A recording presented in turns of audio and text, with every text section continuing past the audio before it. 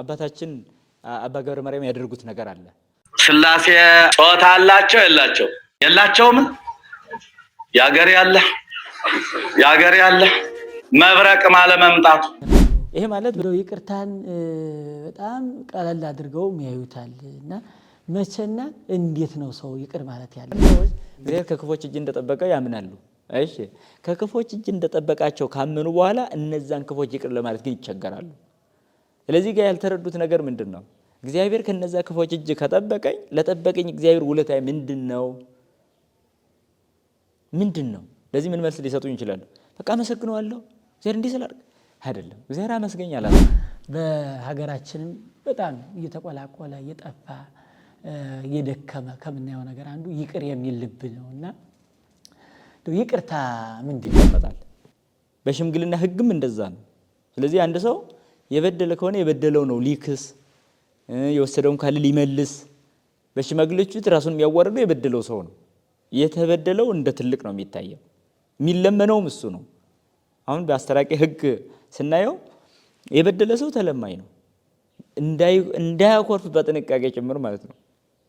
በቃ ሽማግሌዎች አንድ ወቅ አበላሹ ራሱ ሊጠፋ ይችላል ተብሎ በብዙ ሰዎችን ሳባት የሚሆኑ ገዳማውያን መተው ታረቅ ሲሉኝ ለነዚያ ታረቅ ለሚሉኝ ሰዎች ስል ብለው ከታረቁ በኋላ ነገሩ ከሆዳችን አልጠፋልን አለ። ያን ሰው ባየሁት ቁጥር ከዚያ ከፊቱ ከጥላቻ በጣም ይበዛብኛል ይላሉና እንዴት ማጥፋት ይቻላል ማለት ነው። እና አንዳንድ ሰዎች ከታረቁ በኋላ ሁሉ ልባቸው የማይሽርላቸው ሰዎች አሉ። በቃ እነዚህ በጣም ሊያለቅሱ ይገባል። እንዲህ አይነት ሰዎች አመድ ላይ ሊንከባለሉ ሁሉ ይገባል። ከዚህ በላይ ከባድ ወንጀል የለማ በክርስትና ሕግ። ታርቀህ እንኳን ልብህ ማይሽርልህ ከሆነ ከእግዚአብሔር ሕግ በጣም እንደወጣ ራስን አቅም ይፈልጋል። ለምሳሌ አንድ ሰው ትህትና ይቅርታ ይሆናል ቢሉት ግራ ሊገባው ይችላል። እንዴት አንድ አባት ትህትና ምንድነው ብለው ሲጠይቁት ምን አለ? የበደለህ ሰው ይቅርታ ሊጠይቅ ሳይመጣ ይቅር ብለህ መጠበቅ ነው። ትህትና የሰዎችን በደል ይቅር ካላችሁ እኔም ይቅር እላችኋለሁ፣ እናንተ የነሱን በደል ይቅር ካላላችሁ ግን እኔም ይቅር አልላችሁም ማለት። ይሄ ሕገ ወንጌል ነው ማለት። እንደ ይቅርታ ያለው ወደ እግዚአብሔር የሚያቀርብ ሕግ የለም።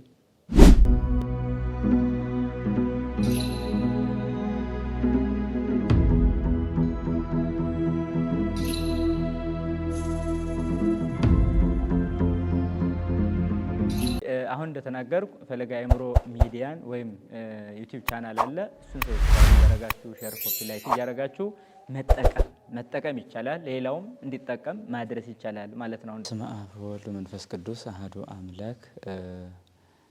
አምላካችን እግዚአብሔር በቸርነቱ ጠብቆ እዚህ ያደርሱናልና ስሙ ዛሬም ዘወትርም የተመሰገነ ይሁን። ሁላችሁም ምእመናን፣ አባቶች፣ እናቶች፣ ሊቃውንት ይህን ድምጽ የምትሰሙ ሁሉ በያላችሁበት ሰላም እግዚአብሔር ከእናንተ ጋር ይሁን።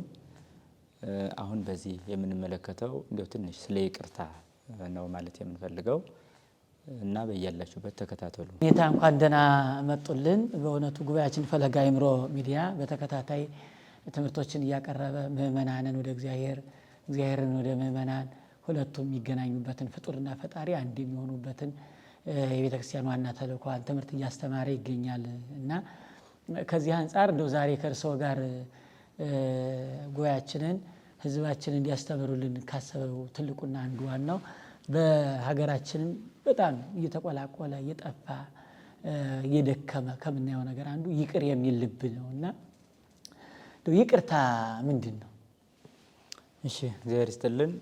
ይቅርታ በጣም ሰፊና ምጡቅ የሆነ እይታ ነው ራሱን ችሎ። ይቅርታ ማለት መተውን፣ መርሳትን፣ ማስወገድን፣ ማራቅን፣ የነበረንን መለያየት ማጥፋትን መሰረት ያደረገ ነው ይቅርታ ማለት። ይቅር ማለት የሆነ ነገር በእኛ ውስጥ አለ፣ ያ ይቅር ወይም ያ ይጥፋ ይደምሰስ እንደማለት ነው። ስለዚህ ይቅርታ ማለት ጥሬ ትርጉሙ ቀጥታ ስናየው መቅረትን፣ መተውን፣ ማስቀረትን፣ ይህንን ነገር መቁረጥን፣ መርሳት፣ መዘንጋት ወይም ማስወገድ የሚለውን ትርጉም ይይዛል ማለት ነው። ይቅርታ ያው ክፉ የሆኑ ነገሮችን ስንተው የሚቀጸል ነገር ነው። አንድ ሰው በጎ ነገሮችን ቢተው ይቅርታ ይባልለትም ክፉ ነገሮችን መተው ነው እና መልካም እናመሰግናለን። እንደው ይቅርታ መቼ ነው? ይቅርታ እንዴትስ ማድረግ ይቻላል? ብዙ ሰዎች ይቅር ለመባባል ይቸጋገራሉ። እንደው ይቅርታን በጣም ቀለል አድርገው ያዩታል እና መቼና እንዴት ነው ሰው ይቅር ማለት ያለበት? እንግዲህ ብዙ ጊዜ በሰዎች ልብ ውስጥ ቂም ያድራል። ክፋት፣ ተንኮል፣ በቀል የሚባል ነገር ያድራል። ይህ የሚሆነው ደግሞ በአጠገባችን ካሉ አስከፊ ተግባር ከሚፈጽሙ ሰዎች የተነሳ ነው የሚመጣው። ለምሳሌ በስድብ ሊሆን ይችላል፣ የተለያየ ሴራ ሲያደርጉብን ሊሆን ይችላል። እንዲህ በሆኑ ነገሮች ብቻ በእኛ ልብ ውስጥ የሚያድር ቅሬታ አለ፣ በቀል አለ፣ ቂም አለ፣ የልብ ንጽህናን ማጣት አለ ባጭሩ። ምክንያቱም ከነዛ ክፋት የተነሳ በእኛ ላይ እያደረጉ ካለው መጥፎ ነገር የተነሳ የሚታይ ነገር ነው ይሄ። ታዲያ ይህንን በይቅርታ ካልሆነ በስተቀር ማጥፋት አይቻልም። የይቅርታ ጽንሰ ሀሳቡ እያንዳንዷን በልባችን ውስጥ ያለውን ሁሉ ማስወገድ ነው ብለናል። ስለዚህ በልብ ውስጥ ያለውን ሁሉ ማስወገድ ከሆነ ይህን ማስወገድ የማይችሉ ይቅር ማለት የማይችሉ በጣም ለይቅርታ የሚቸገሩ ሰዎች አሉ። አዎ ይሄ የታወቀ ነው። ሁላችንም በተፈጥሮ እግዚአብሔር በሰጠን ጸጋ ሰብአዊ የሆነው ክብር አንድ ቢሆንም እንኳ ራሳችን በራሳችን በመኖር ጉዞ ውስጥ ግን መለያየትን ፈጥረናል። አንዳንዱ በጣም ቶሎ ይቅር ባይ ነው። አንዳንዱ ደግሞ በጣም ዘግይቶ ይቅር የሚል ነው። አንዳንዱ ደግሞ ይቅር ብሎ ራሱ ልቡ ውስጥ የማይጠፋበት ነው። ይቅር ብሎ ማለት ነው እና ልቡ ውስጥ ሳይቀር የማይጠፋበት ነው። እንደዚህ አይነት ልዩነቶች ይታያሉ በሰው አእምሮ ውስጥ። እዛ ከሆነ መቼ ነው ይቅር ማለት ያለበት ከተባለ ለይቅርታ ጊዜም ቦታም ሊኖረው አይችልም። በእውነተኛው ልኬት ካየ ነው። ምናልባት እንደ ደረጃ ልናየው እንችላለን እንጂ ማለት ነው። ደረጃ ሊኖር ይችላል። እንደ ይቅርታ ግን ፍጹም ይቅርታ ቦታንም ጊዜንም ሳይፈልግ በልቡ ውስጥ ወዲያው ስሜት ይመጣል። የክፋት ስሜት፣ የበቀል ስሜት፣ የቂም ስሜት ይመጣል። እነዚያን ወዲያው እየቆረጥክ የምትሄደው ነው ይቅርታ የሚባለው። ምናልባት ግን ደረጃ ይኖራል። አሁን ልክ ሰዎችን ስንበደል ተመሳሳይ በደል ነው የምንበደለው ብለን እናስብ። ለምሳሌ ሁለት ሰዎች በተመሳሳይ በደል ይበደላሉ። ከዛ በኋላ ሁለቱም በተመሳሳይ ይቅርታ ግን ላያልፉ ይችላሉ። ይህ ተመሳሳይ በደል ተበድለዋል፣ ተመሳሳይ ይቅርታ ግን ላይኖራቸው ይችላሉ። ከክፎች የሚመጣው በደል ነው እንጂ በእነሱ ላይ ተመሳሳይ የሆነው እነዛ ሰዎች ያስተናገዱበት የማስተናገድ ጥበብ ግን ይለያያል።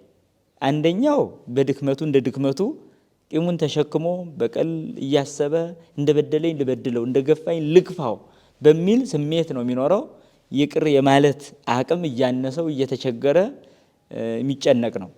አንዳንዱ ደግሞ ወዲያው ይህንን በደል እንደተቀበለ ወዲያው ደግሞ ራሱ በይቅርታ በደሎችን የመሰወር አቅም የመሸፈን ጥበብ ያለው ይሆናል ማለት ነው። ስለዚህ በደሉ ተመሳሳይ ነው፣ ይቅርታው ግን ተመሳሳይ አይደለም ማለት ይሄ ነው።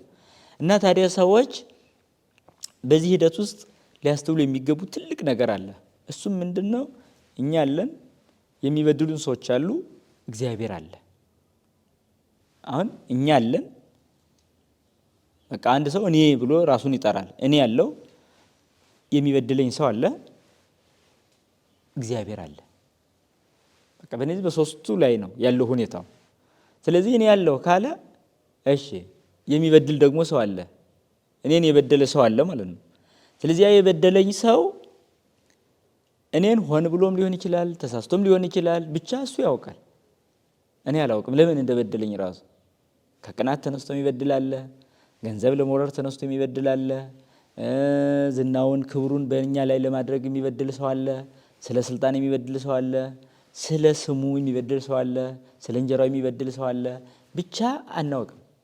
በምንም ይሁን በምን አንድ ሰው በደለን ነው በቃ።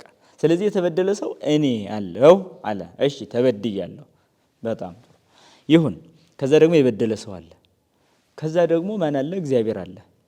አሁን በቅደም ደረጃ ስናስቀምጥ የበደለው ሰው በታች ነው ያለው፣ ከተበደለ ሰው በታች። የበደለ ሰው ከተበደለ ሰው በታች ነው ያለው። እግዚአብሔር ደግሞ ከተበደለ ሰው በላይ ነው ያለው። ስለዚህ አሁን የተበደለ ሰው መካከል ነው ያለው። የበደለ ሰው አለ ከታች፣ እግዚአብሔር አለ ከላይ፣ የተበደለ ሰው በመካከል ነው ያለው። አሁን ይሄ ይቅርታ ትልቁ ጽንሰ ሐሳብ መቼ ላድርገው እንዴት ላድርገው አይደለም። የበደለኝ ሰው እንደ በደለ እየተሰማው የበታችነት ስሜት ውስጥ ነው ያለው። እገሌን በድያለሁ እያለ ማለት ነው። ምናልባት የሚበድል ሰው ሁሉ ተመሳሳይ እይታ ላይ ኖረው ይችላል። በድሎም እንዳልበደለ የሚያስብ ሊኖርም እንደሚችል እናውቃለን። ሆኖም ግን የበደለን ሰው በበታችነት ነው የምናስቀምጠው። ሁሌም የተበደለ ሰው ደግሞ በበላይ ይቀመጣል። በሽምግልና ሕግም እንደዛ ነው። ስለዚህ አንድ ሰው የበደለ ከሆነ የበደለው ነው ሊክስ፣ የወሰደውን ካለ ሊመልስ። በሽማግሌዎች ፊት ራሱን የሚያዋርደው የበደለው ሰው ነው። የተበደለው እንደ ትልቅ ነው የሚታየው፣ የሚለመነውም እሱ ነው። አሁን በአስተራቂ ሕግ ስናየው የበደለ ሰው ተለማኝ ነው፣ እንዳያኮርፍ በጥንቃቄ ጭምር ማለት ነው። በቃ ሽማግሌዎች አንድ ወግ ካበላሹ ራሱ ሊጠፋ ይችላል ተብሎ በብዙ ጥንቃቄ ነው። ይህ ማለት እንኳን አይደለም በበደለው ሰው ፊት በሚያስታርቁ ሰዎች ፊት ሳይቀር ይፈራል ማለት ነው የተበደለ ሰው። ይሄ እንደ ሀገራችንም የባህል አስታራቂዎች የሚያደርጉት ጥበብ የሚኖርበት ሕግ ነው በቃ። እና ስለዚህ ቀጥታ እዚህ ጋር ስንመለከት ሶስት አካላትን ነው እያየን ያለ ነው ማለት ነው። የበደለ ሰው፣ የተበደለ ሰው፣ እግዚአብሔር። የበደለ ሰው አነስ ብሎ በዚህ ጣት ልክ በዛ መልክ ይታያል። የተበደለ ሰው ደግሞ ከሱ ከፍ ብሎ ይታያል። እግዚአብሔር ደግሞ ከሱ ከፍ ብሎ ይታያል። ጥሩ። እዚህ ጋር መቼ ልታረቅ፣ መቼ ይቅር ልበለው፣ ልተወው በሚለው ስሌት ውስጥ እዚህ ጋር ያለውን ስነ ልቡና መረዳት ይኖርበታል። ይሄ ያ የበደለው ሰው ብዙ ተጽዕኖ ውስጥ ነው ያለው። ወንድሜ እንዲያደርጋለሁ፣ አሳዝኛለሁ፣ እንዲሁኛለሁ እያለ ማለት ነው። ስለዚህ ይሄ ታሳቢ ያደርግና ቀጥታ ከዚህ ጋር ያገናኛል እግዚአብሔር ጋር ማለት ነው። ይሄ ደግሞ ማንን በድሏል? እግዚአብሔርን በድሏል። ምንም ይሁን ምን ንጹህ መሆን አይችልም ነው። ምንም ይሁን ራሱ ይሄን በድያለሁ ማለት ባይችል እንኳ በእግዚአብሔር ፊት ንጹህ መሆን አይችልም። ስለዚህ ምንም ይሁን እግዚአብሔርን ያልበደለ የለምና ስለዚህ እግዚአብሔርን እንደበደለ ይሰማዋል። ይሄ በእነዚህ ሶስት አካላት መካከል ይሄኛው ይሄን በድሏል፣ ይሄኛው ደግሞ ይሄን በድሏል። ይሄኛው ይሄን ሲበድል ይሄን አልበደልም ማለት ግን አይደለም። ሆኖም ግን ይቅር የማለት ስልጣን ያለው ግን ይሄ ነው። ይሄኛው ይቅር ካለ እግዚአብሔር ይተውለታል ማለት ነው። ተጸጽቷል፣ ተመልሷልና። ስለዚህ ይሄኛው ይሄን ይቅር ይላል፣ እግዚአብሔር ደግሞ ይሄኛውን ሰው ይቅር ይላል ማለት ነው በመካከል ያለውን። ስለዚህ ከእግዚአብሔር ይቅርታ ለማግኘት ስለሆነ ይቅር የምንለው ለይቅርታ ሰፊ ዘመናትን ረጅም ወራትን ሰጥቶ መከራከር መነታረክ አያስፈልግም። ስለዚህ ነው መቼ ነው ይቅር ማለት ያለባቸው ከተባለ ትህትና ከኖራቸው የሚበድሉ ሰዎች በድለውን ሳይጨርሱ ሳይቀር ይቅር እያሉ ነው የምንሄደው። እንደ ደረጃ ግን ቅድም እንዳልኳችሁ ሊለያይ ይችላል። ይህ ማለት የራሱ የሆነ አቅም ይፈልጋል ነው። አቅም ይፈልጋል። ለምሳሌ አንድ ሰው ትህትና ይቅርታ ይሆናል ቢሉት ግራ ሊገባው ይችላል። እንዴት አንድ አባት ትህትና ምንድን ነው ብለው ሲጠይቁት ምን አለ? የበደለ ሰው ይቅርታ ሊጠይቅ ሳይመጣ ይቅር ብለህ መጠበቅ ነው። ትህትና ማለት ትርጉሙ ራሱ ማለት ነው። አንዳንድ ጊዜ አሁን ትህትናን ብዙ ሰዎች ባለባበስ፣ ወገብ በማጎንበስ፣ አንገት በመቀለስ ብቻ የምትገለጥ ነው የሚያደርጉት። እነዚያ ከሆነ ሁላችን በጣም ትሁታን ነው የምንሆነው። ምክንያቱም ይሄን የማያደርግ የለም። ቀላል ነገር ነው ይሄ። ጎንበስ ማለት በቃ እንዲህ ማለት በጣም ቀላል ነገር ነው። እኔም በዚህ አልደነቅም። ይሄ በጣም ቀላል ነው፣ ይቻል በጣም ሁሉ የሚችለው ነገር ነው። እንዲህ ማለት አያቅተንም። ለስለስ ያለ ድምፅ መናገር አያቅተንም። ትህትና ይሄ ብቻ ቢሆን ኖሮ ግን አይደለም። ትህትና ትልቁን ስራ የሚሰራው በጠብ ጊዜ በበደል ጊዜ ነው። ምን ያደርጋል ማለት ነው? ቀጥታ ጊዜ አይሰጥም። ትህትና ካለ 10 በደሉ ከባድ ነው ቢባል እንኳን ትህትና እስካለ ድረስ አንቆ ለይቅርታ ይሰጠዋል ያን ሰው። ምክንያቱም እኔ ተበድያለሁ ብሎ የትዕቢት ስሜት እየተሰማው ይቅር ባለማለት ራሱን የሚጎዳ ሰው አይኖርም ትህትና እስካለ ድረስ። ይሄ ነው። ስለዚህ መቼ የት ምናምን የሚሉ ዝርዝሮችን ሳይቀር አይቀበልም ትህትና ያለበት ልብ ማለት ነው። ሌላ አስተራቂ መጥቶ እስኪ ለምኖር ሰው አይጠብቅም። ኧረ እኔ ማን ነኝ? ወደ እኔ ሰው መጥቶ እንዴት ይደፋል? እንዴትስ ይቅር በለው ብዬ መለመን ራሱ እንዴት ነው አይምሮ የሚፈቅድልኝ? ይሄ ትህትና ነው። በቃ ትክክለኛው ትህትና እዚህ ጋር ነው ያለው። አሁን ብዙ ሰዎች ተጣልቶ ይቅር ማለት ማይችሉት ሁላ ትሁታን መስለው ራሳቸውን መግለጽ ይወዳሉ። በፍጹም ወይም የትህትና ትርጉም ተዛብቶባቸዋል ነው እንጂ ማለት ያለብን ትህትና አላቸው ማለት ግን አይቻልም። ስለዚህ የትህትና ትልቁ መለያ በአቀማመጥ አይደለም፣ በአካሄድ አይደለም፣ ባለባበስ አይደለም፣ በቃ አካላዊ በሆነ ንቅናቄ ወይም እንቅስቃሴ አይደለም የሚገለጸው። ይሄኛው የታይታው ነው። እውነተኛ ትህትና በይቅር ባይ ልብ ነው የምትገለጠው። በይቅር ባይ ማለት ነው። ለምሳሌ አንድ ሰው እሺ እኔ እንዲገለኝ አሰበ፣ በጣም ጥሩ፣ ግን ሳይሳካለት ቀረ። እንዴ አስቤ ነበር ይቅር በለኝ ወንድሜ ካለ እንዴ እኔ ያላወቅኩ ነበር እንዴ ማድረግ አንተን ነው የሚጎዳኝ ነበር እንጂ እኔን አይደለም። በቃ ቀጥታ መቀበልን ነው የሚመለከተው ትህትና የሚባለው። ስለዚህ ይሄንን ለማድረግ ብዙ ጊዜ ሰዎች ይቸገራሉ፣ ይቅር ለማለት ይቸገራሉ በጣም ማለት ነው። ይሄን ይቅር ማለትን የሚቸገሩበት አንዱ ምስጢር ምንድነው? አንደኛ የበላያቸው ሌላ ይቅር ባይ አምላክ እንዳለ አያምኑም ማለት ነው በሌላ አነጋገር። ምክንያቱም አንድ ሰው እኔም በድዬዋለሁ ብሎ የሚያስበው አምላክ እንዳለ ቢያውቅ ኖሮ ወንድሜ በድሎኝ እኔ ይቅር ካልኩ እኔ የበደልኩት አምላኬም ይቅር ይለኛል ብሎ ነው ለወንድሙ ይቅርታ የሚያደርገው። ስለዚህ አሁን እንዳስቀመጥኩ የበደለን ሰው አለ፣ የተበደልናለን፣ የበደልነው ደግሞ እግዚአብሔር አለ። ስለዚህ የበደለንን ይቅር ስንል የበደልነው እግዚአብሔር ይቅር ይለናል። ይሄ ትልቁ መርሃችን ነው ማለት ነው። ስለዚህ ይሄን ሁሉ ለማድረግ ግን አሁን እንዳልኩ ወሳኙ መሪ ትህትና ነው። ወሳኙ መሪ ማለት ነው። ራስን ዝቅ ማድረግ ማለት ምን ማለት ነው? ይሄ እኮ ነው፣ ሌላ አይደለም። ቢበድሉኝም ይገባኛል ብሎ መቀበልን ነው የሚያመለክተው፣ ሌላ አይደለም እኮ። ስለዚህ በትህትና ጊዜ የሚመጣ ነው እንጂ በዚህ መቼ ለዛሬ ብለን ሁሉ አናስቀምጠውም። ይሄ ለገባቸው ሰዎች ነው ይቅርታው። ይሄ ለገባቸው ሰዎች እውነት ይቅርታ ኃይሉ የገባቸው፣ ይሄ ይቅርታ ታላቅነቱ የገባቸው ሰዎች ይቅርታን የሚፈጽሙት በትህትና ነው። ትህትና ደግሞ ራሷ ይቅርታን ታመጣለች፣ ራሷ ማለት ነው። ስለዚህ ነው ክርስቶስ ሲያስተምርም ቀጥታ ምን አለ? ለእመ ሀደግሙ ለሰብ አበሳሆሙ አነኔ አሀድግ ለክሙ አበሳክሙ ወለእመ ኢሀደግሙ ለሰብ አበሳሆሙ አነኔ ኢሀድግ ለክሙ አበሳክሙ። በማቴዎስ ወንጌል ምዕራፍ 6 ላይ የሰዎችን በደል ይቅር ካላችሁ እኔም ይቅር እላችኋለሁ፣ እናንተ የእነሱን በደል ይቅር ካላላችሁ ግን እኔም ይቅር አልላችሁም ማለት። ይሄ ህገ ወንጌል ነው ማለት ነው። እንደ ይቅርታ ያለው ወደ እግዚአብሔር የሚያቀርብ ህግ የለም። የሰውን በደል ይቅር ማለት በበላይ ያለው እግዚአብሔር ይቅር ይለኛል ብሎ በማሰብ ነው።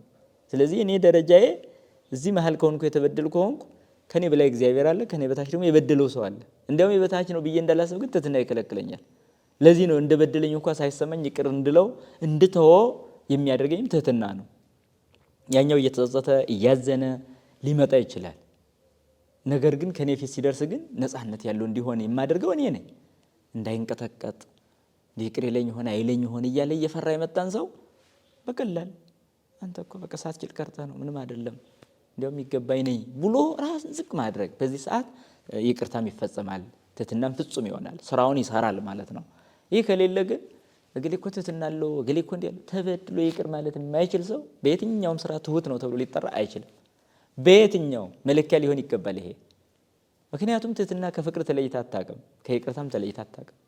የምታደርገው ይሄንን ነው።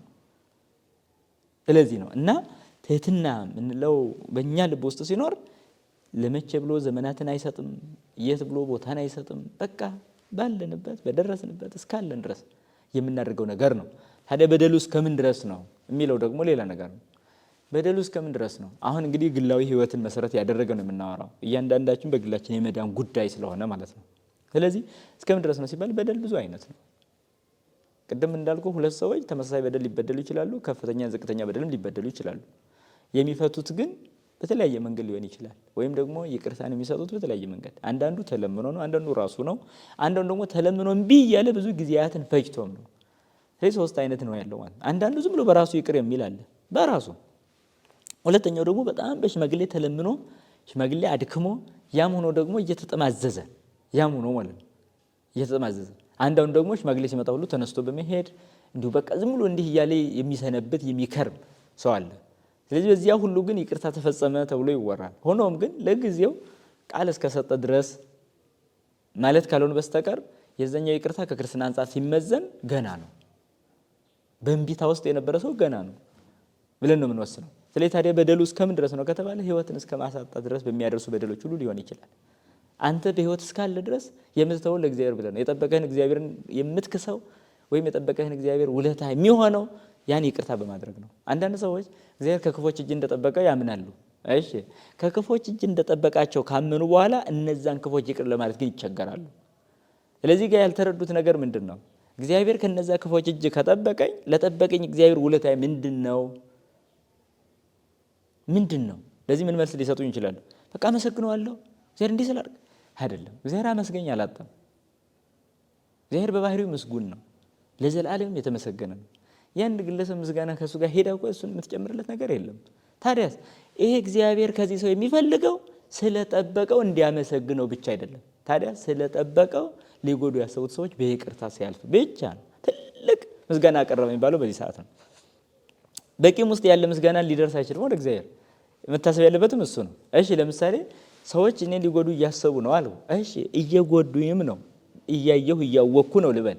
እሺ እነዛ ሰዎች በእኔ ልብ ውስጥ በቂም በቃ በበቀል የያዝኳቸው ናቸው። እሺ እግዚአብሔር ግን እያጠበቀኝ ስለሆነ ላመስግን አልኩ። እሺ ቂም በቀል ባለ ልብ ውስጥ ማመስገን አያስፈልግም። የቂምና የበቀል ምስጋና አይፈልግም እግዚአብሔር።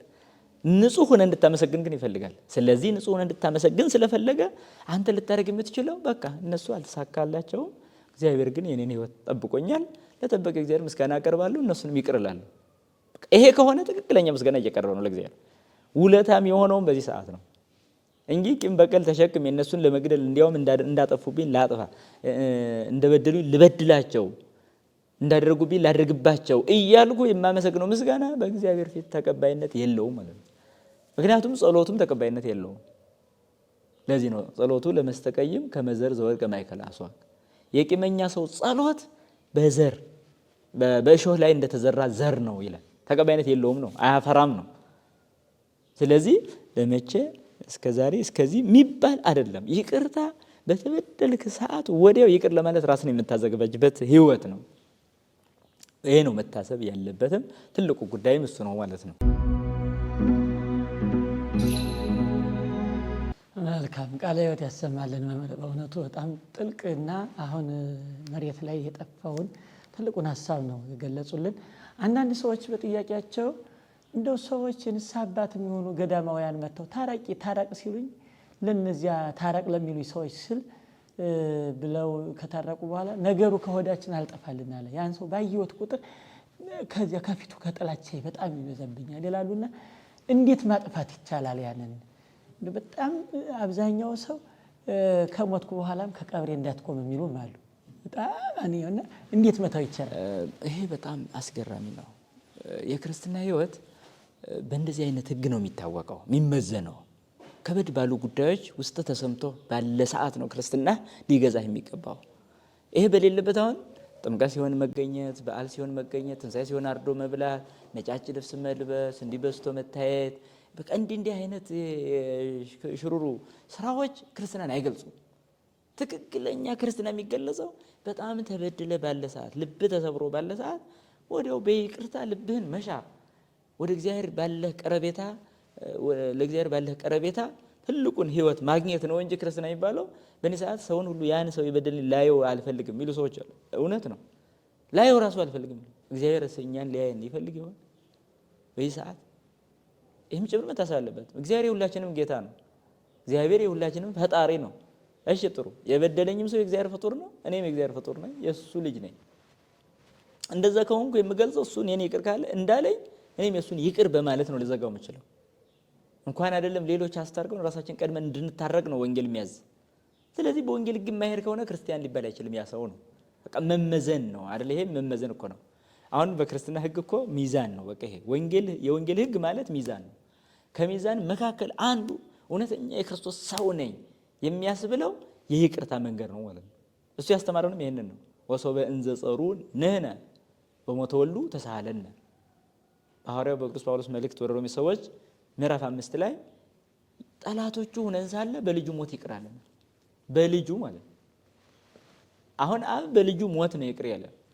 ጠላቶቹ ሆነን ሳለ ነው ግን እሱ እንዲያይን ሁሉ የማንፈልግ ነበርን እኮ የተጸየፍ የቆሸሽን ነበርን። ነገር ግን በልጁ ሞት ይቅር አለን እግዚአብሔር። ታዲያ እግዚአብሔር በልጁ ሞት ይቅር ካለን ልጁን ሳይቀር እስከ ሞት ራስ አልፎ ሲሰጥ ለልጁ አራራም እኛን ይቅር ለማለት ለልጁ እንኳን አልራራም ማለት ነው። እኛን ይቅር ለማለት ግን ይሄ ተደረገው። ወልድ ደግሞ ራሱን ስጋውን አካሉን አሳልፎ በመስጠት በሞት በግርፋት ነው እንግዲህ ራሱን አሳልፎ ለሞት ለግርፋት ነው የሰጠ። በዚህ ሰዓት ይቅርታን ሰጠን። ታዲያ ይህን ነው የሚያስበው አንድ ሰው።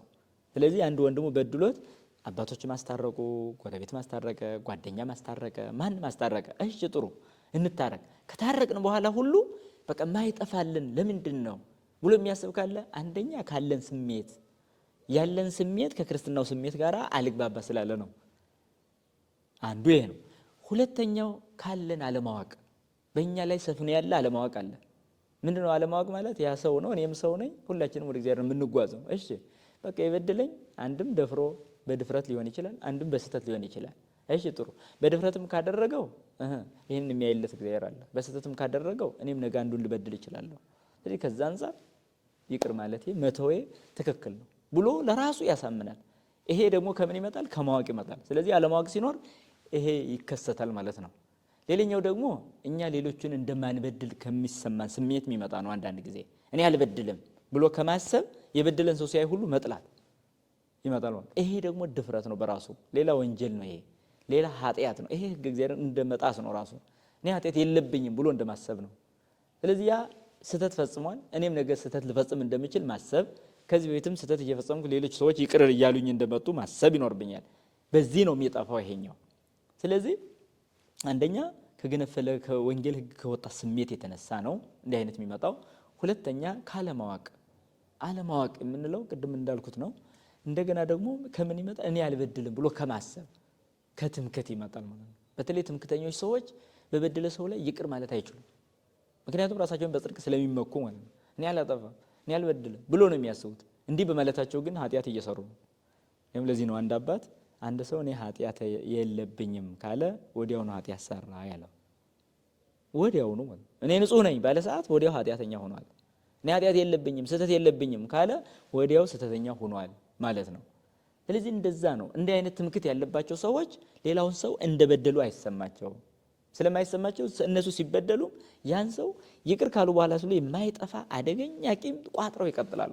ሳይ ሁሉ ይጠላሉ። አንዳንዶች ደግሞ በቃ አሁን እንደተጠየቀው ቀብራቸው ላይ ሁሉ እንዳይቆም ሰውን አውግዘው የሚሞቱ ሰዎች አሉ።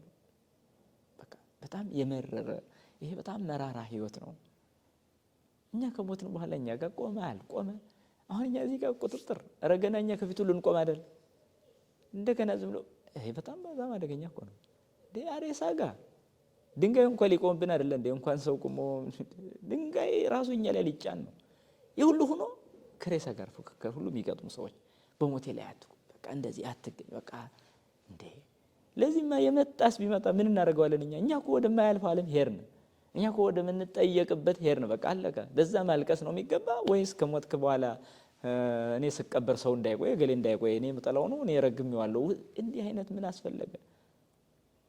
እና በዚህ ሰዓት ነው ክርስትና ገደል እንደገባ የምናውቀው እንዲህ አይነት ሲከሰት ማለት ነው። እና አንዳንድ ሰዎች ከታረቁ በኋላ ሁሉ ልባቸው የማይሽርላቸው ሰዎች አሉ። በቃ እነዚህ በጣም ሊያለቅሱ ይገባል። እንዲህ አይነት ሰዎች አመድ ላይ ሊንከባለሉ ሁሉ ይገባል።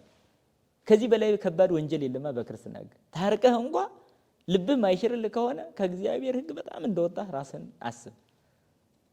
ይሄ በጣም ትልቅ በደል ትልቅ ጥፋት ስለሆነ ማለት ነው። እና አንዳንድ ሰዎች በዚህ በጣም ተበድያለሁ ብሎ ሲያስቡ ተደጋጋሚ በደሎች ሲደርሱ ወዘተ በእነዚህ አይነት ራሱን የሚቆልፍ ሰው አለ። እንዲህ ከመቆለፍ ራስን ማዳን። ለምሳሌ ይህን ሊሽርልን የሚችለው አቡነ ዘበሰማያት ላይ አባታችን ነው ብለን የምንጸልየው ጸሎታችን ውስጥ ያለው ቃል ነው። ምንድነው እሱ? በደላችንን ይቅር በለን እኛም የበደሉንን ይቅር እንደምንል ነው የሚለው። ቀችን መጸለይ አይችልም ይቅር የማይል ሰው።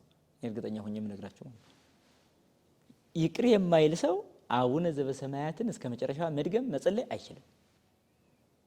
በቃ ይሄ ምክንያቱም ይሄ ሰው ሁለት በደል ይፈጽማል አቡነ ዘበሰማያትን በመድገሙ። እንዴት?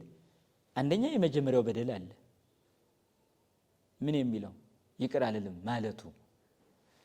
ሁለተኛ ደግሞ ይቅር ሳይል ይቅር እንደምንል ብሎ ደግሞ ይቅር ባይ ሆኖ ደግሞ እዚህ ጋር ማውራቱ። ስለዚህ ቂምም ውሸትም እየሰራ ነው ይሰው። አቡነ ዘበሰማያት ደግሞ በምታውቀው ነገር ራስን እያነጻ ጭምር ነው የምትጸልየው። ስለዚህ በደላችን ይቅር በለን እኛም የበደሉንን ይቅር እንደምንል ነው። ይሄን ጸሎት ሲሰጠን ይቅር እንድንል የሚያደርግ ትልቅ ኃይል ነው እየሰጠን ያለው። የበደሉንን ይቅር እንደምንል ነው። አያችሁ፣ በደሉ ቀላል ነው ከባድ ነው አይደለም። እሱ አይደለም፣ እሱ እንደኛ አቀባበል ነው። በጣም ትንሿን ሁሉ አክብዶ የሚያይ ሰው አለ፣ ትልቁን ሁሉ ቀለል አድርጎ የሚያይ ሰው አለ። በቃ ይሄ እኮ ነው።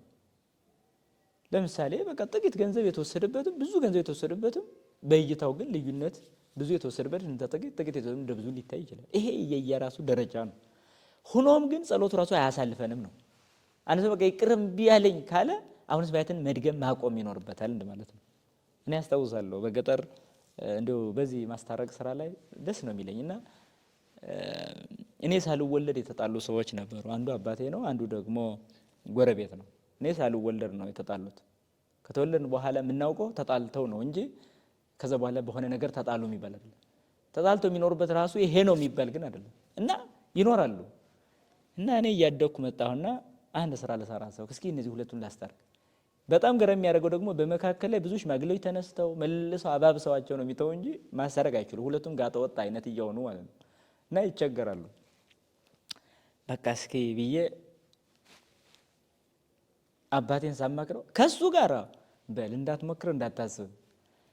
ከዛ ደግሞ ያኛውንም ሳማክረው ከሱ ጋር በል በቃ ሁለቱም ጽንፍ የያዙ ማለት ነው። እና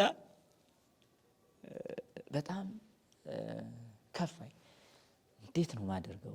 መተው የለብኝም። እሺ በቃ እሱ ከኔ ጋር ይሆን እግዚአብሔር፣ ከዛ በኋላ አደርገዋለሁ። በቃ መሆን አለበት ብዬ ወሰንኩና በቃ አንደኛውም ይሄን አክብዶ ሲነግር ግን እኔ ሄጄ አይ ይሄ ነው በቃ እሱ ለመታረቅ እኮ ፈቃደኛ ነው፣ አንተም ለመታረቅ ፈቃደኛ ሁን እያልኩ ሁለቱንም በዚህ አግባባውና ሆኖም ግን አባቴን ካሳመንኩ በኋላ ከሱ ቤት ሲሄድ ጭራሽ ሲለኝ ያ ደግሞ የተማረ ነው ያኛው። በቃ እዚህ ጋር ለማስታረቅ ትልቅ ምክንያት የሆነችኝ እቺ አቡነ ዘበሰማያት ናት። በቃ እሺ አቡነ ዘበሰማያት ብለህ ትጸልያለህ ወይ አልኩት። አዎ አለኝ። እሺ ጌታ ሆይ የበደሉን ይቅር እንደምንል አንተም ይቅር በለን የሚለውን ቃል አልፈ መጸለይ አለበት። የደተማን ታርቢዬ እምቢ ብለሃል። ከዛ ይህን ሰው የጠየቅኩት ጠብ የተጀመረው መቼ ነው ስለው ሰውየው ያውቃል፣ በዕለተ እሑድ ነው አለኝ። እሺ በዕለተ እሑድ ከሆነ ጠብ የተጀመረው እርቅ ሊፈጸም ሲባል አልታረቅም ብሎ የቀረውስ ማን ነው አልኩት። ዲያብሎስ ነው አለኝ። በቃ ራሱ መለሰ እኮ አሁን እኔ ሌላ ምንም አያስፈልግም። ስለዚህ አሁን አልታረቅም የምትል አንተ ማነህ እንበልህ። ከዛ በኋላ ነገሩ ሁሉ ቀየረና አይ አንተ የኛ የልጅ ልትሆን እንዴው በጣም ህፃን ስትሆን ይሄን ስታስብ እኛ ትልቆቹ አብደን ልንኖር በቃ አሁን ነው ታረቃለሁ ብሎኛል። እና እቺ አቡነ ዘበሰማያት ውስጥ ያለችው ቃል በትክክል ለሚያስብ ሰው አታስተላልፍም። በቃ የበደሉን ይቅር እንደምንል ማለት አይቻልም። በቃ አሁን እንኖር ከተባለ አሁን ይሄን የሚጸልይ አይደለም የጠፋው፣ ይቅር ባይ ነው የጠፋው። እና ስለዚህ ሰውን ሳይ ሁሉ ያስጠላኛል ካለ ይሄ ሰው እየጸለየ አይደለም። ይሄ ሰው ፈጣሪውን ይቅር በለኝ እያለ አይደለም። ታዲያ በእግዚአብሔር ዓይን እኛ ስንታይ ምን ያህል እናስጠላ ይሆን ታዲያ? ግን እሱ መሐሪና ይቅር ባይ ስለሆነ ተሸክሞን ይኖራል። አልቦ መስፈርት ለሳይለ ትእዛዝከ ነው። በይቅርታው አዞ ለሚያመጣው ምህረት ምንም መስፈርት የለውም። ልክ እኛም የሱ ልጆች በዚህ ልክ ስፍር በሌለው ይቅርታ ነው የምንጓዘው እንጂ ለክተን ትናንትናም ይቅር ብየው አሁንም ደግሜ ሶስተኛ አራተኛ እያለ ያን እየቆጠረ አሁን ቂመኛ ሆኖ መቀጠል አያስፈልግም። ስለዚህ እሱን ሳይሁን ያስጠላኛል፣ ከመቃብሬ አይቁምብኝ፣ ወደዛ አይመጥብኝ። እንዲህ አይነት በቀልና ቂም ከኛ ልብ ካልጠፋ የምንጸልየው ጸሎት በእግዚአብሔር ፊት ይቀርባል ብላችሁ እንዳታስቡ። በቃ ይሄ በትክክል ማየት ያስፈልጋል። እኛ ጥቂቷን ነገር ማድረግ ያቃተን ትልቁን ነገር እንዲሰጠን ከእግዚአብሔር ለምን እንጠይቃለን? እስኪ አሁን ይሄን የሚሰማችሁ አሁን የምትሰሙ እስኪ ወንድሞች፣ እህቶች፣ አባቶች፣ እናቶች አላችሁ። እስኪ በልባችሁ ውስጥ ደግል እንጠለዋለሁ ብላችሁ የምታስቡ ሰው አለ? እስኪ አሁን ትንሽ ዝም ብላችሁ አስቡ። አዎ አለ። በጣም የበደለኝ ሰው አለ። በቃ አሁኑኑ ከልብ ይቅር በለው። አሁን እየሰማ ትምህርቱን ሳትጨርሶ ማለት ነው። አሁን ሳትጨርሶ በቃ ይቅር ብያለሁ በል። አሁን ከእግዚአብሔር የሚመጣልህን ሰላምና በረከት ተቀበል። ይሄ ነው ትልቅ መንገድ የሚባለው። ክርስትና መመዘኛው አንዱ ይቅር ባይነት ነው። ይሄን የሚሽርልን በቃ ትክክለኛው ፍቅርና ሰላም በልባችን ውስጥ እንዲኖር የሚያደርግልን ይሄው ይቅርታ ነው። ሌላ ምንም የለም። እና ያስጠላኛል እንዲህ ይለኛል። አንዳንድ ሰዎች እኔ አልጣላ እንጂ ከተጣላው አልታረቅም ብሎ የሚያስቡ ራሳቸው የሚደመድሙ ሰዎች አሉ። በጣም ያሳዝኑኛል እነዚህ። በዚህ ዓለም ታዲያ ሳትጣላ ልትኖር ነው? ሰው ሳይበድልህ ልትኖር ነው? አይደለም። በይቅርታ ብቻ ነው የምታሸንፍ። እና የይቅርታ ኃይሉ ወደር የለውም፣ ወሰን የለውም፣ ደንበር የለውም። ስለዚህ በይቅርታ ነው ሁሉን ነገር መሸፈን የምትችለው። እና ያስጠላኛል እንዲህ ይለኛል በሚል ራስን መቆለፍ አያስፈልግም ማለት ነው። መልካም፣ በጣም እናመሰግናለን። አንዳንድ ሰዎች ይቅርታ ለማለትም ወይም ይቅርታ ያሉ ሰዎች እንደተጣሱ የበታችነት አድርገው ይመለከታሉ። በእውነት እንደው ይቅርታ ማድረግ መሸነፍ ነው? አቅም ሲያጣው ነው ሰው ይቅርታ የሚለው? አሁን ለምሳሌ በሰሞኑ አንድ አባት ሳስተምር ዳይጸን ልሳ ገጥሞኛል። ስለዚህ ይቅርታ ሲሉ በዚህ ቃል የተደናገራችሁ ምእመናን፣ የተዋሕዶ ተከታዮች የኔ ዳይጽ እንደሆነ ልታውቁልኝ ፈልጋለሁ። ይሄን ነው ማለት ለምእመናን መብለው ለሊቃውንቱም ለምኑም ሁሉ ይሄ የኔ ዳሂጽ እንጂ የቤተ ክርስቲያኒቱ ትምህርት አይደለም። አይዛ በተለያየ በሚዲያው በምንም አንዳንድ ሰዎች አልፎ አልፎ አንገቴን እሰጣለሁ ያልከው ሰው እንዲህ እያሉ እንደ በታችነት መሞት ይሻለህ ነበር የሚሉም ጭምር ነው ያለንና በእውኑ ይቅርታ መሸነፍ ነው? አቅም ማጣት ነው ይቅርታ? ከዚህ አባትም አንፃር በእውኑ መምህራን ሳይቀር ይህንን እንደ ትልቅ በር የሚጠቀሙበት እድል ስለሆነ በጣም ጥሩ። አሁን ይቅርታ ተሸናፊነት ከሆነ ከሁሉ የተሸነፈ ወይም ተሸናፊ የሚሆነው እግዚአብሔር ነው። እንደ እግዚአብሔር ያለ ይቅር ባይ የለማ። ስለዚህ አሁን ሽንፈት ነው ይቅርታ ካል እንደ እግዚአብሔር ያለ ተሸናፊ ላይኖር ነው ማለት። እግዚአብሔር ደግሞ መዋኢ ነው፣ አሸናፊ ነው የምንለው። አሸናፊ ነው የምንለውን እግዚአብሔርን እንደ ተሸናፊ መቁጠር ነው። ይቅር ባይሆን ሰው ተሸናፊ ነው ማለት። ይቅርታ የሚጠይቅን ሰው እንደ ሽንፈት ከቆጠረ አንድ ሰው ከእግዚአብሔር በላይ ተሸናፊ፣ ከእግዚአብሔር በላይ አቅም አልባ የለም እንደማለት ያለ ነው። ይሄ ክደትም ጭምር ነው። ስለዚህ ይቅርታን እንደ ሽንፈት መቁጠርን የሚመስል ክደት የለም። ምክንያቱም እኛ ወደሱ መቅረብ ሲያቅተን ወደኛ መጥቶ ይቅርታ ያደረገልን ይቅር ያለን እኮ እሱ ነው። አሁን እግዚአብሔር ነው። አሁን የሰው ልጆች ወደሱ መቅረብ በማይችሉበት ዘመን ራሱ ቀርቦ ይቅር ያለን ስጋችንን ለብሶ ታዲያ እሱ ይሆና ታዲያ የተሸነፈ እንደዛ አይደለም። ያለ አዋቂ ንግግር ነው። ይሄ ያለ ማስተዋል ውጤት ነው። ዝግና ድፍን የሆነ አእምሮ ይዘን እግዚአብሔርን ማግኘት አንችልም። ስለዚህ ይቅርታ የአሸናፊነት ሁሉ የበላይ አሸናፊነት ናት እንጂ የመሸነፍ ስሜት አይደለችም። ይቅርታ ትልቅ የማሸነፍ ስሜት ነው። በዛ ውስጥ ያለው ክብር ነው። በዛ ውስጥ ያለው ፍቅርና ሰላምና ደስታ ነው እንጂ የተሸናፊነት ምልክት አይደለም። ይቅርታ አሁን እንዳልኩ ይቅርታ ተሸናፊነት ከሆነ ከእግዚአብሔር በላይ ይቅር ባይ የለም። ይሄ ነው መልስ ማለት። እንዲያውም ይቅር ባይ እግዚአብሔር ነው የሚመስለው።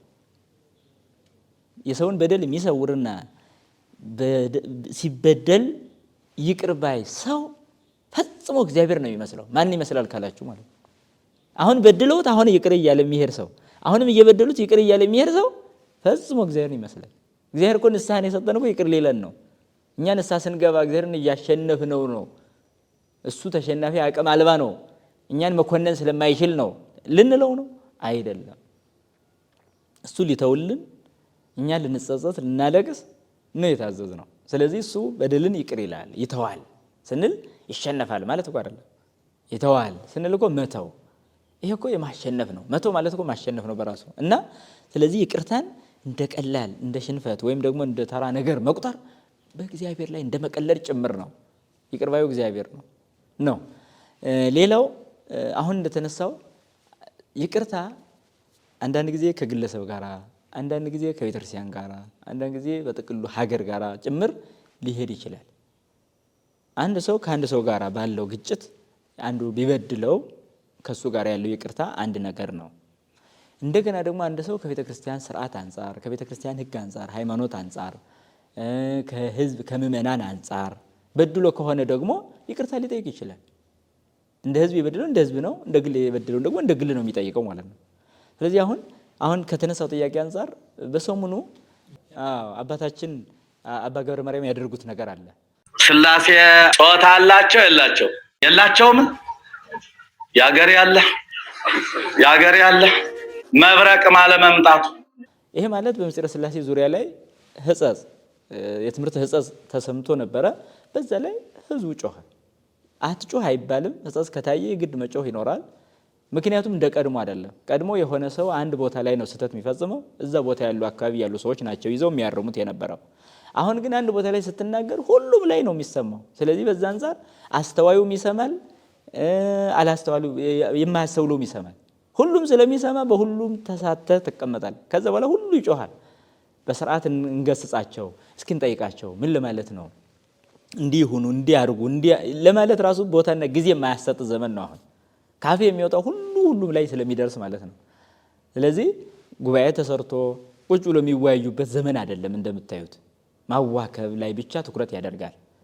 ምናልባት ስለ ሃይማኖት የምትሰጠው ምላሽ እንዲህ ሊኖር ይችላል። ምክንያቱም በዓለም ዙሪያ የተበተነ ትምህርት በዓለም ዙሪያ በተበተነ መልስ ነው ስህተትነቱ የሚገለጠው። በዛ መልክ ሊፈጸም ይችላል። ሆኖም ግን በመካከል ላይ አንዳንድ ጊዜ እሳቸው ይሄንን አደረጉ ወይም አንድ ሰው ይሄን አደረገ ተብሎ ሲታሰብ ከዛ በላይ በሆነ በደል የምንጓዝ ሰዎችም አለን። ግን እውነት ቤተክርስቲያን ለመጠበቅ አይምሮን የሰው ልጅን አይምሮ ለመጠበቅ ስህተትን ለማረም የሚደረጉ መልካም ንግግሮች እንዳሉ ሆኖ በጣም ሌላው ደግሞ ጋጠወጥ ንግግር የሚያስተላልፍ በጣም አንደበቱን ለዲያብሎስ የሚያከራይ በቃ ዝም ብሎ ዲያብሎስ አብሮ ከሱ ጋር ሆኖ ደግሞ የሚዘልፍባቸው ደግሞ ሰዎች አሉ። እንደዚህ አይነት በጣም እሱም ጥንቃቄ ያስፈልጋል። እንደዚህ አይነት ሰዎች በራሳቸው ይቅርታ ሊጠይቁ ይገባል። አጥፍተዋል። በቃ ሰውን ዝም ብለህ ዝልፍ አድርገህ መናገር በራሱ ብቻውን ትክክል አይደለም። የምትገስጽበት ጊዜ አለ፣ የምትዘልፍበት ጊዜ አለ፣ የምትመክርበት ጊዜ አለ። ምንም ቢሆን እንኳን መክረህ ገስጸህ ነው ልዘልፍ የምትችለው። እስከዛ ግን አይሄድም የኛ ዘመን። በቃ የዛን ሰው ሐሳብ ዳይጹን ህጻጹን ምኑን አይተም ጭምር አይደለም ዝም ብሎ በአጉራ ዘለል የሚሰድቡም እንዳሉ ያው ይታወቃል። ዓለም ሁሉንም ሰብስቦ የያዘ ጉድ ስለሆነ ማለት ነው። እና በቅርቡ እሳቸው ባደረጉት ይቅርታ ጠየቁ። ጥሩ ነው። በቃ ይቅርታ አለመጠየቅ ነው ቤተክርስቲያን የሚያስጠይቅ እንጂ ይቅርታ መጠየቅ ስህተት ሆኖ አያውቅም። ከልቡ እውነት ተሳስቻለሁ በድያለሁ ብሎ ይቅርታ የጠየቀ ሰው ተጠያቂነት የለውም። ስለዚህ እስተካከላለሁ ማለቱ ነው። የነበረብኝ እይታ ይሄ ነበረ፣ ስለዚህ አሁን እንዲያውም ተጠቀምኩ ማለቱ ነው። ይሄን በፍቅር መቀበል ደግሞ ከዙም የሚጠበቅ ነው፣ ከሁሉም የሚጠበቅ ነው። ይሄንን ይቅርታ ወስደህ ግን በቃ አንገት ሰጣለሁ ያልከው ለዚህ ነው ወይ? በቃ ለጊዜው የተሰማቸው ይሄ ነበረ፣ ሌላ ሊሉ አይችሉም። በቃ ሰው ናቸው፣ ስለዚህ ሊሉ አይችሉም። ሌላም ነው ነገም በሚከሰቱ ነገሮች አንዳንድ ክፍተቶች ሁሉ ሰው በቃ ዝም ብሎ መዋከብና ራሱን መጉዳት የለበትም። በእርጋታ በሁኔታዎች ላይ ያለን እይታ ከራሳችን አንጻር ብቻ አይደለም ማየት ያለብን። ይሄ ህፃናዊ ጠባይ ነው። አንድ ነገር ስታይ ከራስ አንጻር ብቻ ማየት የለብህም። ከሌላው አንጻር ከእግዚአብሔር አንጻር ጭምር ነው ማየት ያለብን። ሌላውስ ምን ይላል? እግዚአብሔርስ ምን ይላል? እስከዚህ ድረስ ነው መሄድ ያለብን። ዳኛ አለን፣ እሱም እውነተኛ ዳኛ ነው። ስለዚህ የእሱም ቦታ አለው። አንድ ሰው ሲበድል እኮ እግዚአብሔርም ቦታ አለው፣ ሌላውም እና ይሄን ሁሉ አስገብተህ ነው የምታየው። ይሄን ሁሉ አስተውለህ ነው የምትመለከተው ማለት ነው። እና ይቅርታ ሲጠይቁ የሚነቅፉ ካሉ ይሄ በራሳቸው የተዋረዱ ናቸው በጣም ማለት ነው። ይህን ይቅርታ ዝም ብሎ እንደ ሌላ አድርጎ መቁጠርም አይገባም እና ራስን ማስተካከያ መንገድ ስለሆነ ማለት ነው። እና ስለዚህ እንደዚህ በቤተክርስቲያን በኩል ይቅርታ ይጠየቃል ነው። ሌላው በሀገር ለምሳሌ በሀገር ላይ በፖለቲካ ስልጣን ላይ ያሉ ሰዎች ብዙ በደል የሚፈጽሙ ሆነው ራሳቸውን ካገኙ በተረዱ ሰዓት ይቅርታ ቢጠይቁ ይሄ ትልቅ ነገር ነው። ያው እንደ እዳ ሆኖብን በሀገራችን ይሄን አልለመድ ነው ይመስለኛል እንጂ በሌሎች ሀገራት አሁን ይሄን ያደርጋሉ። ደግሞ አሁን በቅርቡ የእንግሊዙ መሪ ሳይቀር ህዝቡን ይቅርታ ጠይቆ የኔ ስልጣን ለዙ ጉዳት ከሆነ ይቅርብኝ እስከ ማለት ነው። እና እንደዚህ አይነት በዓለም ደረጃ የሚሰሙ አሉ። በሀገር ደረጃ ህዝብን ይቅርታ ይጠይቃሉ። እኛ ይሄን እንጃ ከተወለድኩ ሰምቼ አላውቅም። በሀገሬ ሰምቼ አላውቅም። እንደ ሀገራችን በደል የሚፈጽምበት ሀገር ደግሞ አላየው። መልሶ ደግሞ ይቅርታ የሚጠይቅ መሪ ደግሞ አይቼም አላውቅም። ይሄ በጣም ሊማሩት የሚገባ ነገር ነው። ህዝብ እስከ ጮኸ ድረስ እስከ አዘነ ድረስ በደል እስከ ተፈጸመ ድረስ መሪዎችም ቢሆኑ ዝቅ ብሎ ህዝብን ይቅርታ መጠየቅ የተገባ ነው። አንደኛ ለነሱም ስልጣን ጥቅም ይኖረዋል። ሁለተኛ ደግሞ በፈጣሪያቸው በኩል ልባቸው ይሰማላቸዋል። በሌላው የቀጣይ የሥራ ሂደታቸው ንጹህ ያደርግላቸዋል። ምን ያህል ወንጀል እየተፈጸመ እንኳን መምራት አልቻልንም ይቅር በሉን ብሎ የሚጠይቅ አንዱ እንኳን ወይ በክልል ወይ በዞን ወይ በፌደራል ወይ በወረዳ በቀበሌ እንኳን አይሰማም። ምክንያቱም ይቅር ብንለው ይቅር ባያለ ብሎ ማሰብ የሌለ ይመስላል። እና ይቅርታ እንደ ግል እንደ ቤተክርስቲያን እንደ ሀገር ሊጠየቅ ይችላል ማለት ነው።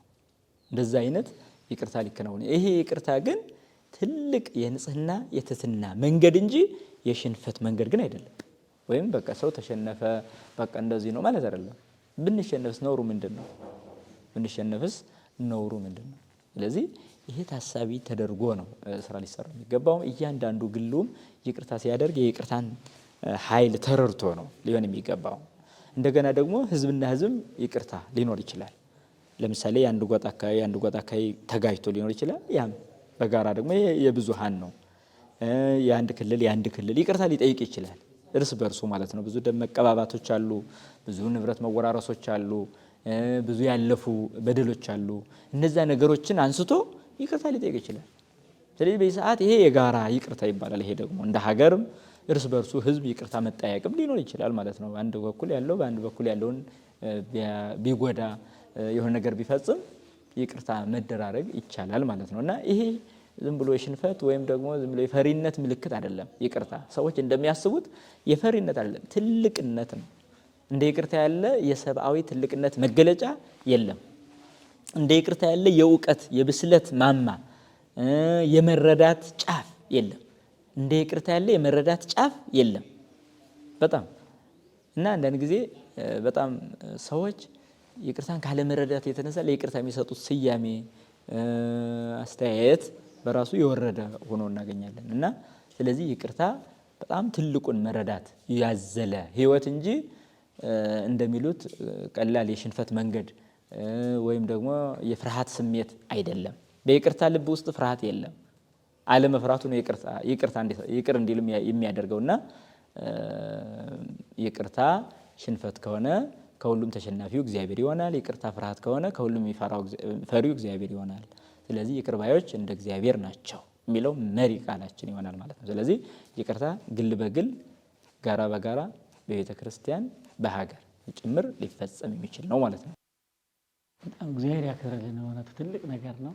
እንደው ይህንን አሁን ያስተማሩን ነገር በልቡናችን አሳድሮ አምላካችን እግዚአብሔር ይቅር እንድንባባል ያደርገን። በእውነቱ አሁን የማጠቃለያ ሀሳብ ነው።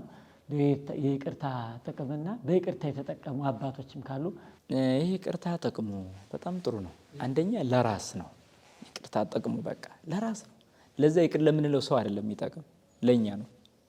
ይሄን አሁን ለምሳሌ እኔን አንድ ሰው በደለኝ፣ እሺ እኔ ይቅር ስለው እሱ አይደለም ተጠቃሚው እኔ ነኝ። እሱ በጊዜው እኔ ጋር ለመኖር ለመንቀሳቀስ አብሮ ለመብላት ካልሆነ በስተቀር ሌላ ጥቅም አያገኝም እሱ። ምክንያቱም እኔ ይቅር ባልለውም እሱን ሳገብቶ በበደለው በደሉ በእግዚአብሔር በኩል ይቅርታ ሊያገኝ ይችላል። እኔ ተቆልፌ እቀራለሁ እንጂ በእግዚአብሔር በኩል እኮ እሱ መንገድ አለው። ምክንያቱም በድያለሁ ብሎ እየወደቀን ያልቀበልም ብዬ ልቤን ብቆልፍም እሱ በእግዚአብሔር በኩል ምንም አይደለም፣ አልተጎዳም። በቃ በእግዚአብሔር በኩል የሚጎዳ የነበረው ይቅርታ አልጠይቅም ብሎ ሲታበይ አጥፍቶን እንዳላጠፋ በድሉ እንዳልበደለ ሲሆን እና ይቅርታ ካለ ያንን ነገር ይቅርታ በሚያሳይ ልብ ስብራት ከመጣ የኔ መቀበል ጥቅሙ ለኔ ነው እንጂ ለሱ አይደለም። የመጀመሪያ ለራሴ ነው ጥቅሜ። ምን አይነት ጥቅም? አንደኛ ከሁከት ነፃ ሆናለሁ። በቃ አሁን በልቤ ውስጥ ቂም እስካለ ድረስ አለመታወቅ አልችልም። እሱን ባየው ቁጥር ፊቴ ይጠቁራል፣ ቤ ያማራል፣ ይናደዳል፣ ይበሳጫል። ስለዚህ ሰዓት ሁከት አለ ማለት ነው። ስለዚህ ከሁከት ነፃ የሆነ ልብ ይኖረኛል። አንድ ይሄ ነው። ሁለተኛ ከቂም በቀል ነፃ ሆናለሁ፣ ራሴ ንጹህ ሆናለሁ። ከቂም በቀል ንጹህ መሆኔ ነው ሁከትን የሚያጠፋልኝ። ሌላው ደግሞ ሰላማዊ ሰው ሆናለሁ። በቃ ሰላማዊ ሰው ሆናለሁ። ጥቅሜ ለራሴ ነው። ያለ የነበረኝ ሁከት በሙሉ ስለሚጠፋ ሰላማዊ ሰው ሆናለሁ። በቃ ሰላም ማለት ደግሞ ዝም ብሎ እንዲህ በቀላል የሚገኝ አይደለም። በልብ ውስጥ ሰላም እስካለ ድረስ የትኛውም ሁከት ያንተን ልብ አያውክም። ሌላኛው ደግሞ ለጸጋ እግዚአብሔር እዘጋጃለሁ። ጥቅሙ ይሄ በጣም ትልቅ ጥቅሙ ማለት ነው። የእግዚአብሔር ጸጋ በቂመኞች አታድርም። በወንድማቸው ላይ ቂም ተቋጥረው በሚኖሩ ሰዎች ልብ ውስጥ የእግዚአብሔር ጸጋ አያድርም። ስለዚህ ጸጋ እግዚአብሔር እቀበላለሁ። ጸጋ እግዚአብሔር ማለት ደግሞ አንደኛ በእውቀት ጸጋ አለ፣ በምግባራት ቀጣይነት ጸጋ አለ፣ ለፍቅር ጸጋ አለ። ሁሉም ነገር ነው ጸጋ። ስለዚህ ጸጋ መንፈስ ቅዱስ ከኔ ጋር ይሆናል። ይሄ ለኔ ነው ጥቅሙ ስተወው ማለት ነው። ለምሳሌ ቅዱስ እስጢፋኖስን ስናነሳ እየበደሉት እያለ ገና ሳይጨርሱ ነው ይቅር እያላቸው የነበረው፣ እየበደሉት ማለት ነው። ይሄ ጥቅሙን ስላወቀ ነው። ምክንያቱም ሰላማዊ እየሆነ ነው ያለው ሰው እና ጸጋ እግዚአብሔርን ያገኛል። ሌላኛው ደግሞ እርሱ አጋጣሚ እንኳ ሰው ነውና ቢበድል እንደገና እሱንም ሌሎች ሰዎች ይቅር እንዲሉት በር ከፍቷል። ሌላኛው ደግሞ ትልቁ የመጨረሻ እንዲሁ ጥቅም ይሆን እኔ ወንድሜን ይቅር ማለቴ በእግዚአብሔር በኩል ያለኝ ይቅርታ ሩቅ አይደለም። በቃ ይቅር እንድባል ነው ይቅር የምለው። ለዚህ ነው የሰዎችን በደል ይቅር ካላችሁ ይቅር እላችኋለሁ፣ ካላላችሁ ግን እኔም ይቅር አልልም ብሏል። ስለዚህ እኔ ይቅር ካልኩ ይቅር እንደሚለኝ አምኜ ስለሆነ ይህ እምነቴ ደግሞ ያደርግልኛል። ስለዚህ እኔ ይቅር ካልኩ እግዚአብሔር ይቅር ይለኛል። በቃ ትልቅ ጥቅም ነው ማለት ነው። በቃ ትልቅ ማለት ነው። ለዚህ ነው አንድ የተበደለ ሰው ከአንድ አባት ሄዶ እኔው እንደዚህ ተበድዬ እንደዚህ በድሎኝ እንዲህ ሆነናል፣ ለምን ይቅር አትለውም አሉት እኔ አባት እና ሲሉ እሱና ጭራሽ አላደርገው አታደርግም? ብዙ መድከም አልፈለጉም እኔ አባት የልቡን መቆለፍ አይተዋል። ከዛ በኋላ እሺ ለማንኛውም ምን እናድርግ ሲሉ አይ በቃ ጸሎት አድርገው ይሸኙኛል። እሺ ጥሩ ጸሎት እሺ አቡነ ዘበሰማያት ብለው አባታችን ሆይ በሰማይ የምትኖር ስምህ ይቀደስ መንግስትህ ትምጣ ፈቃድህ በሰማይ እንደሆነች እንዲሁ በምድር ትሁን የዕለት እንጀራችንን ስጠን ዛሬ በደላችንን ይቅር አትበለን እኛም የበደሉንን ይቅር ስለማንል ይቅር እንደማንል አንተም ይቅር አትበለን ሲሉ ደነገጠ። ያ ሰው እንዴ ምን ነው እኔ እኮ በደላችን ይቅር እንዲለን ነው እኮ። አይ አንተ የበደለህን ይቅር ስላላልክ እግዚአብሔርም ይቅር ባይለን ነው የሚሻለው አይለንም። በዚች ተገስጾ እሺ ብሎ ይቅርታ አድርጎለታል ማለት ነው። እና ይቅር እንዲለን ነው ይቅር የምንለው። ጥቅም ነው ይሄ፣ ለራስ ጥቅም ነው፣ ለዛ ሰው አይደለም። በቃ እየበደለህ እያወክ ነው። ታዲያ ግን አሁንም ተደጋጋሚ እየበደለህ እያወክ አንተ ግን በይቅር ባይነት ስትቀጥል እግዚአብሔር ለአንተ የሚሰጥህ ይቅርታ እንዲሁ ቀላል በተራ መንገድ የሚተረጎም አይደለም። ለይቅር ባዩ ብቻ ነው የሚታወቀው ይሄ ጥቅም። ይቅር የማትሉ ሰዎች በየጊዜው በደሎችን ተሸክማችሁ የምትኖሩ ሰዎች እስኪ ይቅር የማለት ጸጋን ደግሞ ትንሽ አግኙ። ይሄ በነገራችን ላይ በትምህርት አይሆንም፣ ስለሰማን ብቻም አይሆንም። ይቅር ስትል ብቻ የሚመጣልህን ጸጋ ነው የምትቀበለው። ከዛ በኋላ በነገራችን ላይ በትንሹ ይቅር ማለት ከጀመርክ በትልቁ ይቅር እያልክ ትቀጥላለህ ማለት ነው። ጸጋው ራሱ ይስብሃል። እና ብዙ የሚበድሉን ሰዎች ይቅር በማለታችን የምንጠቀመው እኛ ነን ነው። እና ጥቅሙ ለመጀመሪያ ለዛ ግለሰቡ ነው ማለት ነው፣ ለይቅር ባዩ ነው። ሁለተኛ ጥቅሙ ደግሞ ለበደለው ደግሞ ሁለተኛ ነው እንደገና የሚሆነው። አንደኛ ያ ከአይምሮ ሰቀቀን በድያለሁ እያለ ሲጸጸት ከመኖር ወንድሜ ይቅር ብሎኛል እሺ ከዚህ በኋላ በጎ ማድረገውን ነው ማስበው ብሎ እንዲመለስ ትምህርት ይሆነዋል ማለት ነው። ለዛ ጥቅም ነው ይሄ። እግዚአብሔርን ያመሰግናል በእኛ ይኸው እንዲህ በድዬ እንዲህ ይቅር ያለ ብሎ እሱ ደግሞ እግዚአብሔርን የበለጠ ያውቃል። በዛ በኩል ለሱም ጥቅም ይሰጣል ማለት ነው። ሌላ ደም ከማፋሰስ ነፃ ይሆናል። ይሄኛው መልሼ ልበድል ከማለት ሁለቱም ነፃ ይሆናሉ ማለት ነው። ሌላኛው ለሀገር ነው። ይቅርታ ለቤተክርስቲያንም ለሀገርም ይጠቅማል። በቃ አሁን ግለሰቦች ተጣልተው ካህን ከሆነ በቤተ መቅደሱ አብሮ መቀደስ አይችልም። አብሮ መቀደስ የማይችሉ ካህናት በዚህ ዘመን እያየን ነው። ከገሌ ጋር አልቀደስም ከገሌ ጋር ነው። አንዱ ጋር መቀደስ የማትችል ከሆነ ከሌላውም ጋር መቀደስ አትችልም።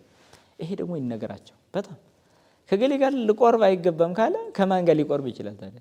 ያው ነው፣ የተለየ ነገር የለውም። ስለዚህ ለቤተ ክርስቲያን የሚጠቅማት ይቅርታ ነው። ካህናት እርስ በርስ መበዳደል ሊኖር ይችላል። ያም ሲኖር ግን በይቅርታ ነው መቀደስ። ይቅር ሳይል ቅዳሴ እንዳይገባ ራሱን ማሳመን አለበት አንድ ካህን ይቅር ሳይል ማለት። ስለዚህ እሱ የወንድሙን በደል ይቅር ካላለ እግዚአብሔር ምን እንዲያደርግለት ይቀድሳል?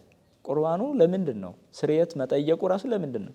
ኃጢአቴን ይቅር በለኝ አይደል ጸሎቱ ዝሮ እኔ ኃጢአተኛ ባሪያህን ይቅር በል እንዲህ እኮ ነው ጥያቄው ራሱ። ይሄን ለማለት ግን ያኛውን ይቅር ማለት የካህኑ ድርሻ ነው። ስለዚህ እኒህ ነገሮች ይታያሉ፣ ለቤተ ክርስቲያን ይጠቅማል ማለት ነው። ሌላኛው ደግሞ ለሀገር ነው። እንደ ሀገር ይቅር እንደመባባል ያለ ጸጋ፣ ይቅር እንደመባባል ያለ ትልቅ ነገር የለም። እንደ ሀገርም ብዙ ሰዎች ይበዳደላሉ እንደሚታወቀውና የሆኑ ግለሰቦች መጠላታቸው ራሱ ለሀገር ጠንቅ ስለሆነ፣ ለአካባቢ ጠንቅ ስለሆነ፣ ለአካባቢ፣ ለቤተሰብ፣ ለሀገር፣ ለሁሉም የይቅር ባይ ሰዎች መኖሪያ ብትሆን በጣም ሰላማዊት ሀገርና አንድነት ፍቅር ያለባት ሀገርን ልንመሰረት ልንገነባ እንችላለን ማለት ነው። እና ስለዚህ ይቅርታ ጥቅሙ ለግለሰቦቹም፣ ለአካባቢ፣ ለቤተሰብም፣ ለሀገርም፣ ለቤተክርስቲያንም ይጠቅማል ማለት ነው። እና ብሩህ አእምሮ ያላቸው ትውልዶች ይፈጠራሉ ማለት ነው በይቅርታ መንገድ። አለዚያ ቂም በቀል አእምሮ ዘጊ ነው። በአእምሮ የተቆለፈ ልብ እውቀት አይኖረውም፣ ምስጢር አይገለጥለትም፣ ጸጋ እግዚአብሔርም አያድርበትም። ስለዚህ ጸጋ እግዚአብሔር የሚያድርባቸው ምስጢር የሚገለጥላቸው ሰዎች መፍጠር የምንችለው በይቅርታ ልብ ሲሆን ነው ማለት ነው። በይቅርታ የተጠቀሙ ሰዎች በመጽሐፍ ቅዱስ በርካታ ናቸው። በተለይ እግዚአብሔርን በድለው ይቅርታ በመጠየቅ የተጠቀሙ እንዳሉ ሁሉ ሰዎች ሲበድሏቸው ለሰዎች ይቅር በማለት ደግሞ የተጠቀማሉ። ለምሳሌ ቅድም አንስቼ እንደነበረው ቅዱስ እስጢፋኖስ አንዱ በጣም በሐዲስ ኪዳን የመጀመሪያው ሰማዕት ነው። ክርስቶስ በመስቀል ላይ ተሰቅሎ የሚያደርጉትን አያውቁምና ይቅር በላቸው እንዳለ ቀጥታችን ቃል በቃል ተጠቅሟል። ቅዱስ እስጢፋኖስ በሐዋርያት ሥራ ምዕራፍ 7 ላይ በክርክር አልቻሉትም፣ በመጽሐፍ አልቻሉትም፣ በንግግር ክህሎቱ አልቻሉትም። ችሎታ ያጡ ሰዎች ደግሞ ወደ ጉልበት ነው የሚያመዝነው። የእውቀት ማጣት ወደ ጉልበት ያዘነብላል። አንድ ሰው እውቀት ሲያጣ ምስጢር ሲያጣ ቀጥታ ሊያዘነብል የሚችለው ወደ ጉልበት ነው እና ቅዱስ እስጢፋኖስ ብቻውን የአይሁድን ሊቃውንት አሳፈራቸው። ከዛ በኋላ ይሄን በመጽሐፍ አይደለም ብለው በድንጋይ ደበደቡት። ድንጋዩ እያረፈ ደሙ እየፈሰሰ በሱ ልብ ውስጥ የነበረው ግን አንድ ሐሳብ ነው። ምንድነው እሱ? ጌታ ሆይ እኔን የሚበድሉኝን እንደ በደል አድርገህ አትቁጠርባቸው። የህመሙ ስሜት አይደለም በልቡ የነበረው። እንዲህ የሚያደርጉ ሰዎች በደል በእግዚአብሔር ፊት ምን ያህል እንደሚያስጠይቃቸው ነበር ይሰማው የነበረው። ስለዚህ እኛን ሰዎች ሲበድሉን እኛ ጋር ያለው አይደለም ሊሰማን የሚገባው፣ እነዛ ሰዎች ላይ ያለው ነው። ምክንያቱም ያ ነገ የሚሆኑት ጉዳት፣ ነገ የሚጠፉበት ቅጣት እሱ ነው ሊያሳስበን የሚገባው እንጂ እኛ ጋር ያለው ጉዳት። ስለዚህ ለራሳችን ትኩረት ስንሰጥ ነው እንጂ ይሄን ዝም ብለን እንዲህ አረገኝ እያልን የምንኖረው ያ የሚበድለን ሰው በእግዚአብሔር በኩል ምን ያህል እንደሚቀጣ ስናስብ እኮ ይሄን ባላሰብንም ነበረ። እና ቅዱስ እስጢፋኖስ ያደረገው እየደበደቡት ሳለ እኔን የሚያደርጉኝ እንደ በደል አትቁጠርባቸው፣ ስለነሱ ቅጣት ነው ያሰበው እንጂ ስለራሱ የህመም ስሜት አይደለም ያሰበው። ስለዚህ ትክክለኛ ክርስቲያን ማለት ይሄ ነው። እና የቅዱስ እስጢፋኖስን መሰረት አድርገን ስናየው በጣም ገራሚ ነው። አሁን አስተራቂ ሽማግሌ ተነስቶ ይኸው እንዲህ የመቱህን ይቅር በላቸው አይደለም ያለው። ራሱ ቅዱስ እስጢፋኖስ እየደበደቡ ሳይጨርሱ ይቅር ባይነቱን አሳየ። እኔ እንዲህ የሚያደርጉኝን ይቅር በላቸው፣ እንደ በደል አትቁጠርባቸው ነው። እንደ በደል አትቁጠርባቸው። ገና እየበደሉ እያለ እኮ ነው በደል ሳይጨርሱ። ስለዚህ በልቡ የነበረው ስሜት ነው፣ ነፍሴን ተቀበል አለ። ስለዚህ በሞት ወደሱ እንደሚሄድ የታወቀ ነው። እንደገና ደግሞ እነሱም መደብደባቸውን አላቆሙም። ስለዚህ አማራጩ ነፍሱን በክብር እንዲቀበል ወደ ፈጣሪው ይለምናል። እንደገና ደግሞ ተጨማሪ ግን እነዚህ ሰዎች እንዲህ በማድረጋቸው ዕዳ አትበልባቸው፣ አትፍረድባቸው ብሎ ደግሞ ይጸልይላቸዋል። መጸለይ የይቅርታ ውጤት ነው፣ ሌላ ነገር የለውም። ስለዚህ አንድ ሰው ሲበድልን ስለነሱ ምንጸልይ ከሆነ በውስጣችን ምን የለም ማለት ነው? ቂም የለም ማለት ነው። እነዛን ልንበቀል የምናስበው ሀሳብ የለም ማለት ነው። ስለዚህ በዚህ የተጠቀመ ነው ቅዱስ እስጢፋኖስ። ታዲያ በዚህ ሰዓት ምን ተጠቀመ ካል በጣም የሚገርም ጸጋ አስተርእዮ ክርስቶስን ነው በግርማ ዙፋን ተቀምጦ ያየው። ይሄ ትልቅ ጸጋ ነው። በቤተ ክርስቲያንም ቀዳሜ ሰማዕት ተብሎ የሚጠራ ሆነ ማለት ነው። ተጠቃሚ ነው። እና በርካታ ሰዎችን ብንመለከት በአበውም ደረጃ ስናይ ሰው ሲበድላቸው ቀጥታ በደሉን የመሰወር ጸጋ ነው የነበራቸው። ለምሳሌ አንድ አባት በገዳም የሚኖር ትልቅ አባት ነው እና አንድ ጎረቤት ወጣት ደግሞ መነኩሴ ነበረ እና እዛ ላይ መቁንን እንግዲህ መቁንን ማለት መነኮሳት በእለቱ የሚደርሳቸው ምግብ ናት እንግዲህ መቁንን የምትባለው እና እያንዳንዳቸው በቃ መቁንን እኩል ነው የሚደርሳቸው እና የጎረቤቱ ወጣት መነኩሴ ግን በዛች መቁንን እንዲያው መጥገብ ስላልቻለ የዛን አባት መቁንን እየሰረቀ መውሰድ ጀመረ። እየሰረቀ ማለት ነው። ከዛ በኋላ እየሰረቀ መሆኑን እያወቀ ግን ዝም አለ። እየወሰደ መሆኑን እያወቀ ዝም አለ። ተመልከቱ። ከዛ በኋላ ግን መጨረሻ ላይ ይህ አረጋዊ መናኝ ወይም መነኮስ ሊሞት ሲል ሁሉም መነኮሳት ቡራኬ ሊቀበሉ ተሰብስበው ያ እየሰረቀ የነበረውም አብሮ ተሰብስበው አዩት እና አዩትና እንግዲህ ምን ያህል በልባቸው ምን አይነት ቂም እንደሌለባቸው ያሳያል። እና አሉት ሄደ እጆችን አምጣ ብለው እጆቹን መሳም ጀመሩ። መሳም እጆቹን ለምን እንደዛ እንደሚያደርጉ ሲጠየቁ አይ ጌታዬ ዛሬ 3 አክሊል ሰጥቶኛል። አንደኛው የምናኔ ነው፣ ሁለተኛው የድንግልናዬ ነው፣ ሶስተኛው ግን እነዚህን እጆች በመቻሌ ነው። ስለዚህ እነዚህ እጆች የኔ መጽደቄ ምክንያት ናቸው ሲላቸው ከዚያ መነኩሴ ሰምቶ ለካ ይሄን ያህል የሰው መጽደቂያ ሁኛለሁ፣ ለካ ይሄን ያህል የሰው መጽደቂያ ሁኛለሁ ብሎ ተናዶ እጆቹን በአንድ እንጨትና በአንድ እንጨት አስሮ ተጋድሎ ውስጥ ገብቶ እስከ ፍጽምና ድረስ ራሱን ቀጥቶ ተመልሷል። ስለዚህ እዚያ ይቅር ባይነት ይሄንን ሰው እንዲድን አደረገው ማለት ነው። በቃ እየሰረቀኝ ነው ጦም እያሳደረኝ ነው አላለም። ይቅር ባይ ነው ሆኖ ያገኘው ራሱን። በቃ ይቅር ባይ ሆነ ስትገኝ ሌላውንም የማዳን እድል አለ ማለት ነው። በይቅር ባይነት ነው ምህረት የሚመጣው ማለት ነው። ሌላው በጣም ገራሚ የሚያደርገው ይቅር ባይ ሰዎች የራሳቸውን ሕይወት ሳይቀር ሌላው አይሰስቱም። ሌላው የሚድንበት ሆኖ እስካገኙ ድረስ ሌላውን ለማዳን ሲሉ ራሳቸውን አሳልፈው ይሰጣሉ። በአንድ ገዳም አንድ አባት እንደዚሁ በጣም ይሄ ወንድምን በደል በመሰወር ታውቀው ተገኝተዋል እና በገዳም ያለ የአበምኔት መጎናጸፊያ ወይም ካባ ነበረች። እሷን ሰርቆ ቤቱ አስቀምጦ አይ ጠፋች ትፈለግ እንዴት እየተባለ በገዳሙ ሲወያዩ በኋላ አይ በየበዓት መፈተሽ አለብን ተባለ። ከዛ በኋላ በየበዓቱ ሲፈትሹ በዛ ፍተሻ ውስጥ የሱ እንደሚገኝ ስላወቀ ወደ አንድ ዘጊ አባት ዘግቶ ወደ ነበር ባህታዊ አባት ሄዶ እኔ እንዲህ ሰርቄ ነበር እንዲህ ስለነበረ ግን አሁን እኔ ልቀጣ ነኝ ብሎ የሰረቀውን እንግዲህ ግብሩን ነገረው።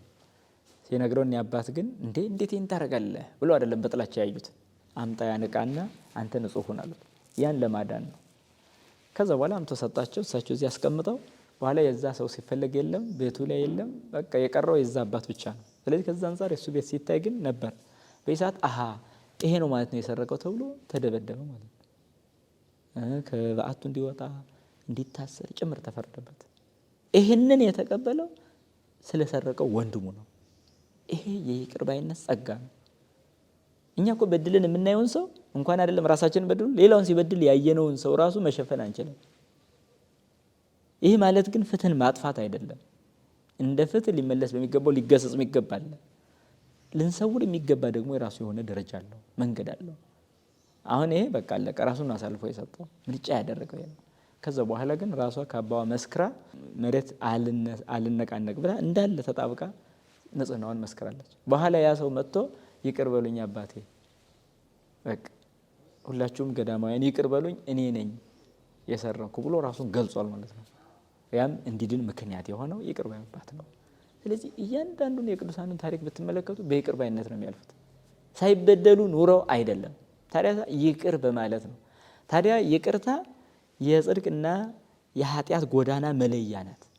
በይቅር ባይነት ነው። አብዝተው የሚበድሏቸው አሉ፣ አብዝተው ይቅር በማለት በዚህ ነው የክርስቶስን ጸጋና ቅድስና ማግኘት የቻሉት ማለት ነው። እና እኛም አሁን ክርስቲያን ተብለን በቤተ ክርስቲያን ተሰብስበን ምንኖር በጠዋት ቤተ ክርስቲያን ስብከት ምንማር ምን መስል በቃ የሆነ አለባበሳችን ላይ አነጋገራችን ላይ በጣም ክርስቲያን የሚመስል እንጂ ከልቡ ወንድሜ እየበደለኝ ነው ይቅር ልበለው በቃ። ስለዚህ በይቅርታዬ ሁሉን ልሰውር ብለን የምናስብ አለመሆናችን በጣም ክርስትናው እንደጠፋ ያሳያል። እና በመጻሕፍት የተለካ ኑሮ ያስፈልገናል። መጽሐፍ እንዲህ ይላል ካለ በቃ በዛ ተለክቼ መሄድ አለብኝ በሚል ራሱን በይቅርታ ማሸነፍ ያስፈልጋልና ይቅርታ ሌሎችን ማሸነፊያ ራስን ማሸነፊያ ትልቅ ኃይል ናት ማለት ነው። የይቅርታ ኃይልን አውቀን በያለንበት በየጎረቤት በምን አብረን በማህበራት በምን ስንሳተፍ የነበርናቸው ሰዎች ጋር ተለያይተን ከሆነ መገናኘት ባልና ሚስት ጭምር ማለት ነውና እዛ ጭምር ሊታሰብ የሚገባ ነው። እግዚአብሔር ይስጥልን መምህራችን፣ በእውነቱ ስለ ይቅርታ ሰፋ አድርገው በተለይ ወቅቱን በተመለከተ ይህን ሰሞን ምእመናን ግራ የተጋቡበት እንደ ሀገርም እንደ ቤተ ክርስቲያንም እንደ ክርስትናም ከሚያስፈልጋት ትልቁ ነገር ይቅርታ ነው። እግዚአብሔርም ካደረገልን በጎ ብዙ ነገሮች መካከል አንዱ ይቅርታ ነው። ይቅርታ ነው። አዳምን ዋግዋ በዘትካት መንበሩ ወደ ነበረበት ቦታው መለሰው። በድሎት አታድርግ ያለውን አድርጎ አጥፍቶ ወደ ነበረበት ቦታው እንደመለሰው ከእግዚአብሔርም የተሰጠ ነው። አምላካዊ ትእዛዝ ነው። ይቅርታ አምላካዊ ትእዛዝ ነው።